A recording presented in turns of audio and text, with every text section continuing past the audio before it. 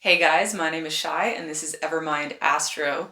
In this video, I want to talk about Aries rising, right? This is the first video in a series of all of the ascendants. So Aries rising, this is very special.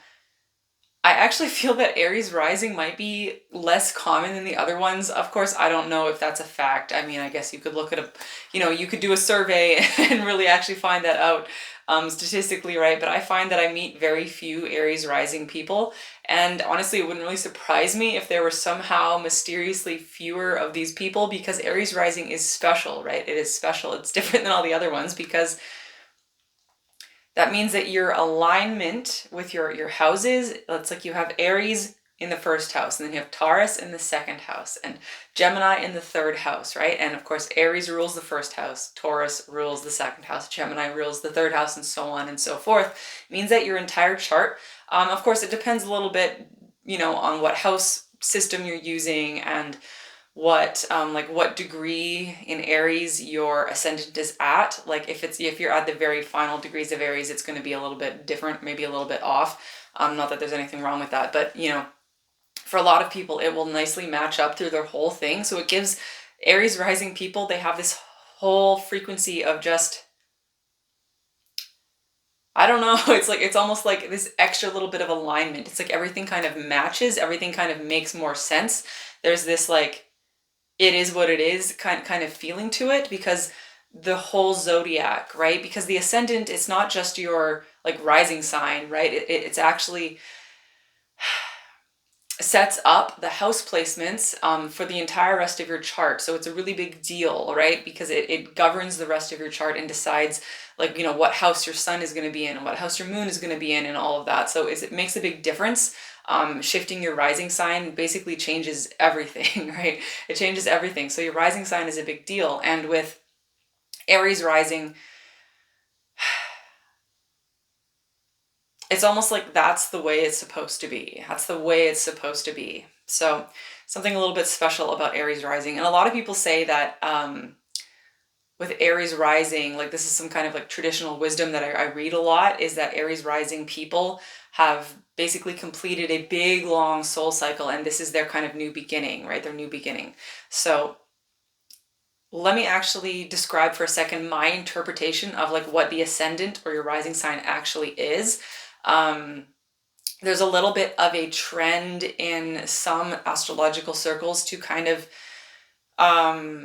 like almost like replacing your sun sign with your rising sign. And I see how that is important and why that thought drift comes up, because when you are reading horoscopes or whatever, your horoscopes are done based on your rising sign, right? So that's why sometimes those can resonate more, even though I still find actually that my sun sign resonates more.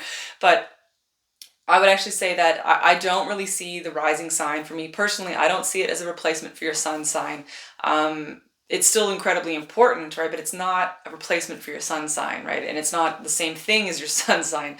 What I see it as, this is how I interpret it, the rising sign is how you interact with the world. To me, that is the most important thing about the rising sign. It's how you interact with the world, like as it's right in front of you. And it's how you interact with especially people, right? Especially people, how you interact with people, right? It's often discussed that the rising sign is how people first see you, right? First impressions, that type of thing. That is also relevant here, right? I really, really, really think it's so related to how you interact with people that you encounter on a daily basis, especially people that you meet like outside the home, and people that you just are kind of interacting with on like interfacing with. It's like this is how you interface, right? Your ascendant is how you interface with the world. So Aries rising, how do you interface with the world? How do you interact with people?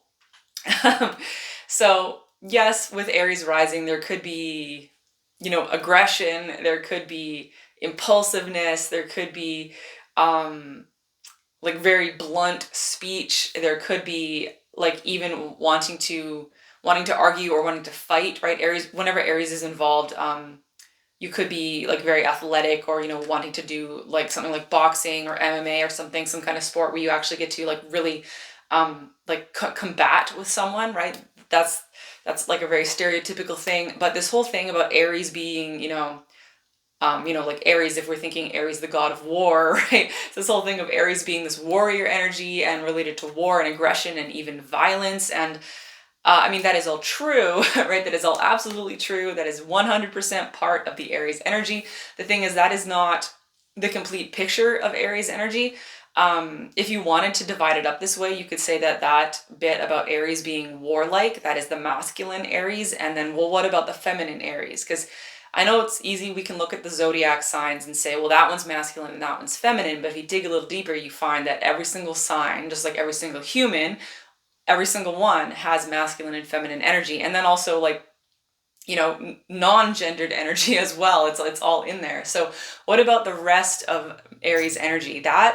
This is my favorite part of Aries energy. It is so beautiful, and it is like what everyone needs. It is actually just pure joy, just joy. And I don't think we often think of Aries being related to just pure joy, but really that's what it is, right? Because if you think Aries is like the flame of your soul, it is like the original flame, right? The original flame. Aries is your flame, your soul, your power, even power. And power does not have to be power over others.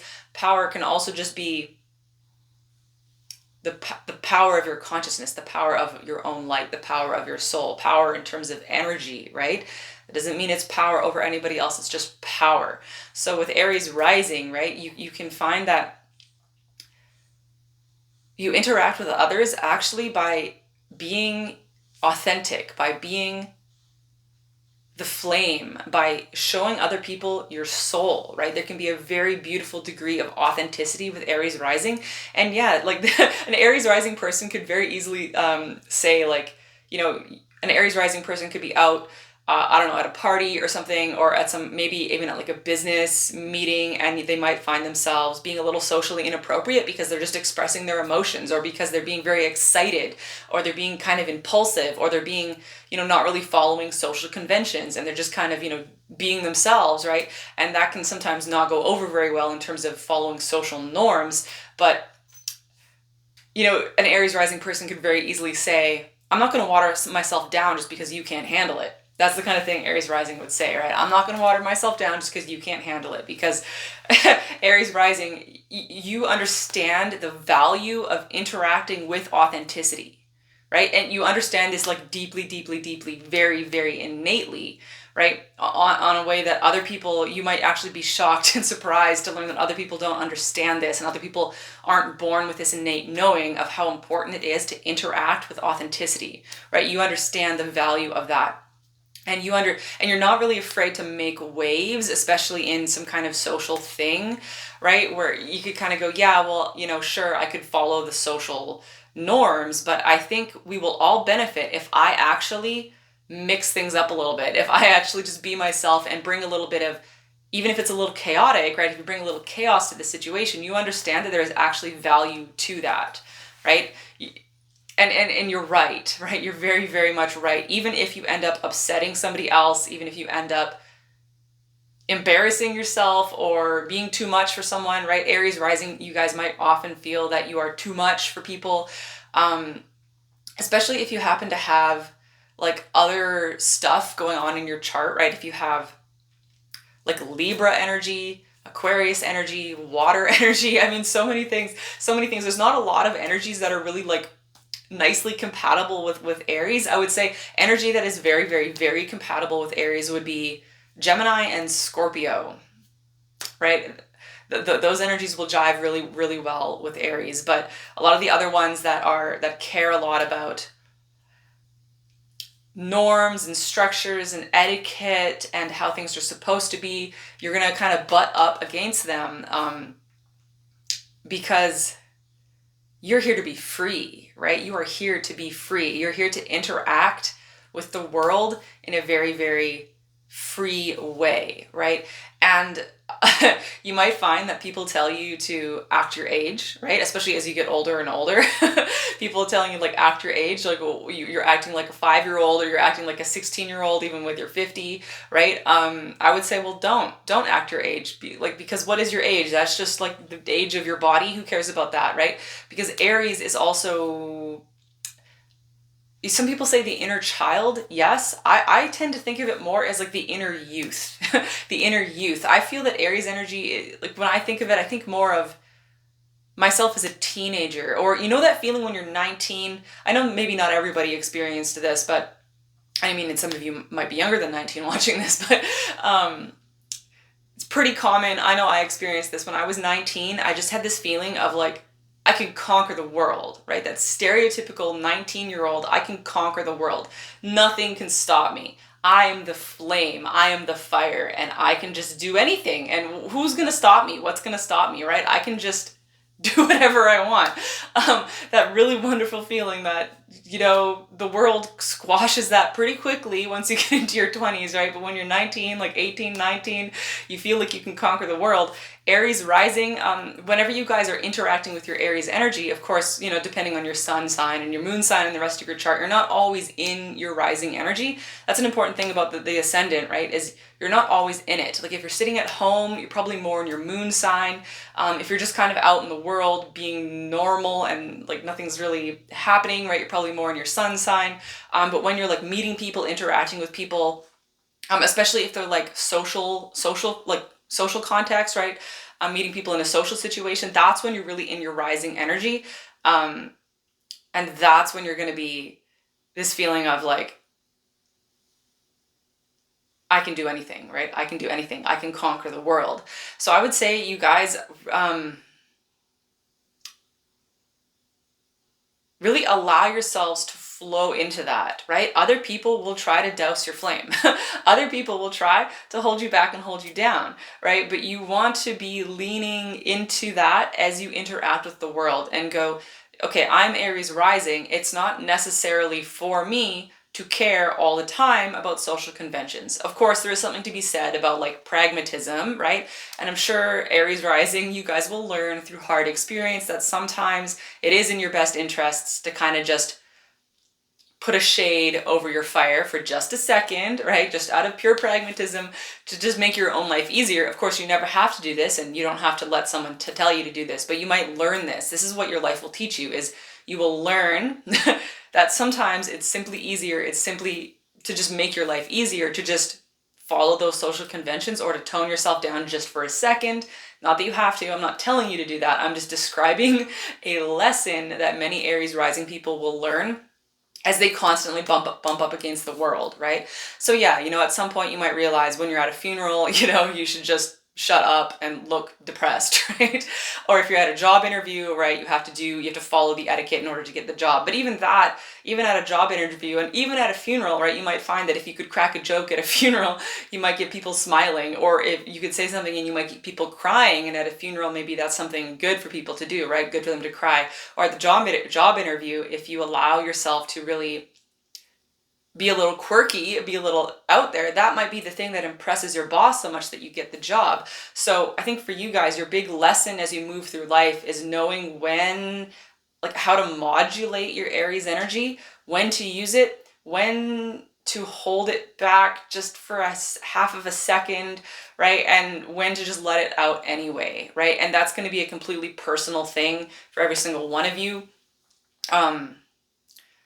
Yeah, and some of you might never care to do that, but I think at some point we all learn to modulate our Aries, or I mean our Aries energy, sure, but our rising energy, right? We all learn to modulate it just a little bit out of sheer pragmatism, but of course you don't have to, right? You don't have to. Because I could hear some Aries person going like, no, I'm never gonna modulate myself, right? And that's fine. I will applaud you for that. I will applaud you for that. So I'm just laughing, right? Because with Aries, you there's just this feeling of no one's gonna tell me what to do. I'm not gonna listen to anybody. I'm gonna do my own thing. And really, I think at the end of the day, it's just there's so much value in that. There is so much value in that. Not just for yourself, there's actually value in that for everyone else, right? For everyone else. Even if you have to freak people out, even if you have to be too much for people, even if you have to defy all social norms, um, that serves everyone. Sometimes that is exactly what people need. Sometimes people do need to have someone come in there like a firestorm, right? Aries rising can come into a room like a firestorm, and sometimes that is exactly what people need. So you will know what is right for you to do as you interact with the world, as you interface with the world. You will know what is for you to do if it feels right, right? If it feels right. There is no there's really no focusing on what other people are doing. Of course, Aries, the thing about Aries is you could still have very deep empathy, very deep compassion, because Aries is so passionate, right? Emotions can really run hot and deep and fiery with Aries. So you could have tons of empathy, you could have tons of compassion for others, but you don't necessarily reference other people's feelings when you are discerning what is right for you to do. And I would actually even say with Aries rising, there's not a lot of discernment that's going on. It's not like intellectual discernment, and it's not even like I'm going to be quiet for 5 minutes and check in with my intuition type of discernment. It's like this instant discernment, right? Discernment for you when you're navigating the world, it is instant. It's just like, this feels right, this feels right, this feels right. It feels right in my body, it feels right in my soul, it feels authentic to me. This is how I am here and I am this, da da da da da. And that's how you are. So make no apologies for it, right? Make no apologies for it. Just flame on, guys.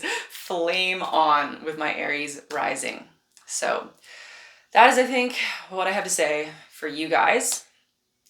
I have a bunch of links down in the description box. You can check out my website, my Etsy shop. I have a newsletter, all kinds of stuff. It's all down there. I have another channel for Star Season Lightworkers where I do tarot readings. So I'm around, and I'll be seeing you guys again later. Bye.